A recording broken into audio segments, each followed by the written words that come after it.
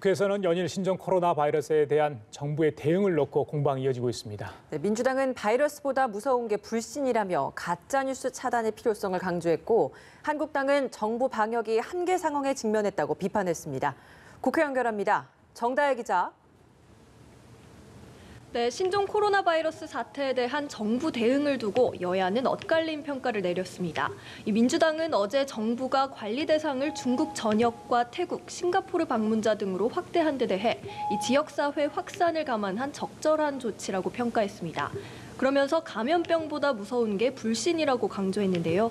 이해찬 원내대표는 오전 회의에서 감염병보다 무서운 것이 불신, 불안, 혐오 같은 사회적 현상이라며 정부는 정보를 공개해 가짜뉴스나 괴담을 차단해달라고 말했습니다. 이어 국민의 성숙한 시민의식과 정부 대응으로 초기 우려보다 안정적으로 관리되고 있지만 당정은 긴장을 늦추지 않고 신속하고 단호하게 대응하겠다고 강조했습니다. 반면 한국당은 정부 대응이 믿음을 주지 못하고 있다며 비판을 이어갔습니다. 심재철 원내대표는 오전 회의에서 정부 방역이 한계 상황에 직면했다고 주장했는데요. 이 감염 의심 증세로 병원을 찾아도 검사 대상이 아니라며 돌려보내는 등 초기 격리에 실패하고 있고, 이 시중에는 마스크와 손소독제가 품귀하고 있는데 당국은 어제서야 매점 배석 대책을 발표했다며 늑장 대응이라고 지적했습니다.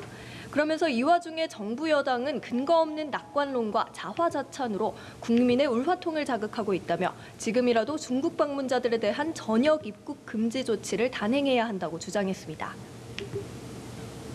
예, 정 기자, 총선을 앞두고 야권 통합 논의도 속도를 내고 있다죠. 네, 중도 보수 진영을 아우르려는 통합신당 준비위원회는 10시부터 두 번째 회의를 열고 있는데요. 이 통준위는 여기서 신당의 당명과 당헌, 강령 등을 논의하고 있습니다. 이 신당 명칭으로는 통합신당이 검토되고 있는데 우리행복당, 미래통합신당, 국민통합신당 등도 거론되고 있습니다. 이 바른미래당과 대한신당, 민주평화당 등 호남을 지지 기반으로 둔 옛 국민의당 계열 정당들의 통합 논의도 본격화하는 모양새입니다. 이 바른미래당 손학규 대표는 오전 회의에서 대한신당과 평화신당과 통합 작업을 시작해 나가겠다며 늦어도 12일까지는 통합신당을 창당하겠다고 밝혔는데요. 이 당내 대통합 개혁위원회를 설치하고 박주선 의원을 위원장에 임명하겠다고 말했습니다. 이 호남 계열 신당이 창당되면 자유한국당의 비례용 위성정당인 미래한국당과 원내 3당 쟁탈전이 치열하게 펼쳐질 전망입니다. 이 민주당과 한국당은 인재 영입도 이어가고 있는데요. 이 민주당은 지금 국회에서 조국 전 법무부 장관 시절 검찰개혁위원회 위원으로 활동한 김용민 변호사와 이 조국 백서 필자인 김남국 변호사 영입식을 열고 있습니다.